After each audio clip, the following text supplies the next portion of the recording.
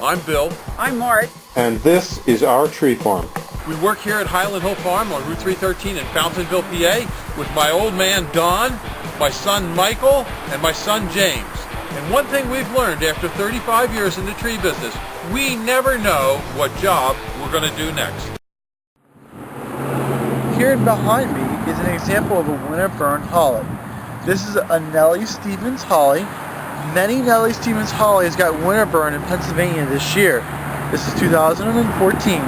We had a very bad, cold winter with lots of winds and many days where the high temperature was in the teens.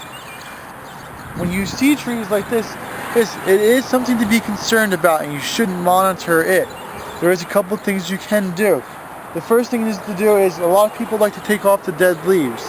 You don't really have to do that, and sometimes you don't want to do that because if you take off a leaf that's dead, that you think it may be dead, it actually may not and may hurt the tree later. The best thing to do is to wait for a little bit later in the spring to see which leaves are actually good and which leaves are actually bad before you remove anything. The next thing you can also look at is that this one here, it has lots of green stems on it.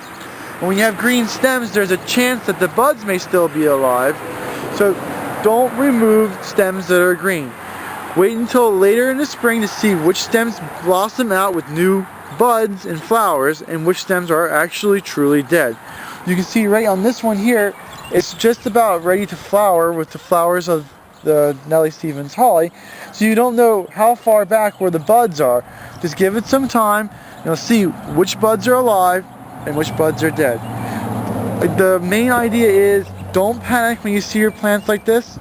Give it some time, see how the plant's going to react before you go start ripping out and getting new trees. And this was a well-established Nellie Stevens, is that correct? Yes, this was planted in here probably when it was like 4 to 5 feet tall, and it's definitely up to 8, maybe even a little bit up to 9 foot tall. So even if you planted your tree last year, a lot of trees that were planted prior to that had been established and been in the ground also had damages. Well, thank you, Mike. And what other trees suffered windburn damage this year from the severe winter? All evergreens suffered this year.